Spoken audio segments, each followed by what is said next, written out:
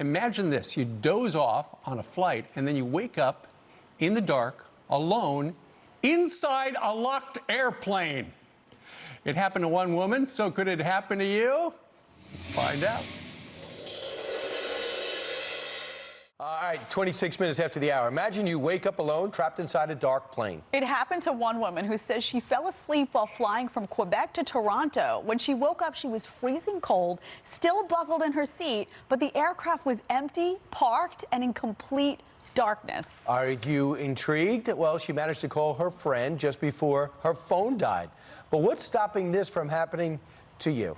Here with more is travel safety expert Mark Murphy. Mark, I got to tell you, when I read this story, I said I would have lost my mind. So what do you think happened here? How did she not hear all of the, time to leave, warning? You know, when you're ready to get off an airplane, there's a whole bunch of stuff that comes on the loudspeaker.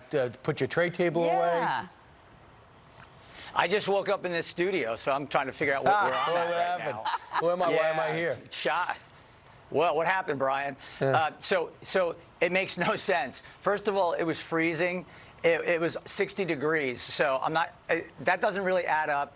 The fact that she had her friend that she texted, but it took hours to find her on the plane. Her friend knew what flight she was on, knew when she was set to arrive. She texted her, and you can see the texts in the reporting. They've got a screenshot. You see those texts. You can see that they're going back and forth. And then she said she tried to FaceTime and her phone died. Well, didn't her friend just call the airport?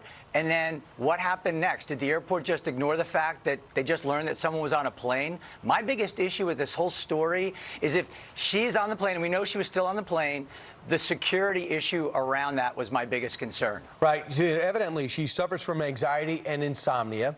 And then she was so frightened, she suffered a panic attack. And of course, when the cell phone went down, it quadrupled. The one thing, to your point, is it's a 90-minute ride. How tired are you? Well, I mean, yeah, and it wasn't like she was landed at 3 o'clock in the morning. She landed at around 9 o'clock. So the question then is, if she's an insomniac, I mean, if she had narcolepsy, I get it. But if she's an insomniac, Right. How did she even get to sleep on a plane? Yeah. They're not exactly comfortable these days. Yeah, we have a statement from Air Canada, from Angela Ma, Air Canada's media team, saying, "We can confirm we remain in contact with the passenger and are looking into this situation. We do not have any additional information related to this matter to offer." And the question is, though, aren't they supposed to check the plane regardless? They're supposed to walk around and make sure nobody's left on the plane. So there has to be some accountability on the part of the airline here.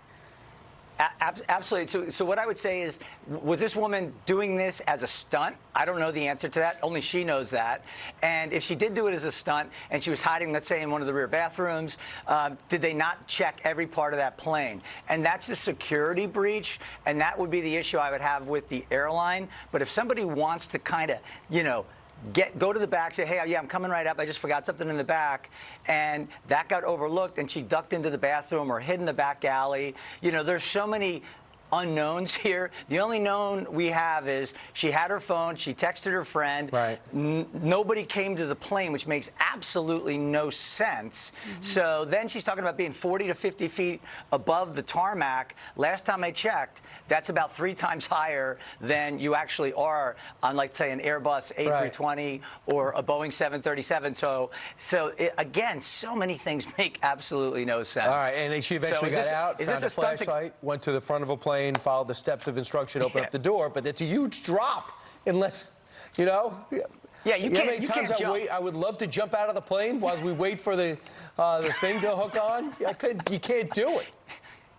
Yeah, what's worse, getting stuck on the tarmac for 8 hours, in a cramped plane, or waking up in a dark plane and saying, if that's indeed what happened, and trying to figure out how to get the heck out? Mark, I'm coloring you. Again, there's so many questions. Right, I'm coloring you skeptical, okay?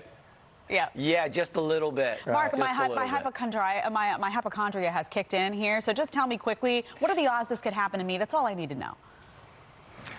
Well, over 2 million people just in the U.S. fly every single day, so do the math on that. So 700 million passengers flying. Have you heard about this in recent years in the U.S.? Nope. No.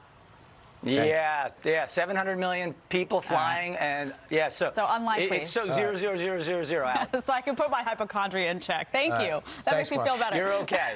Thanks so much. All right.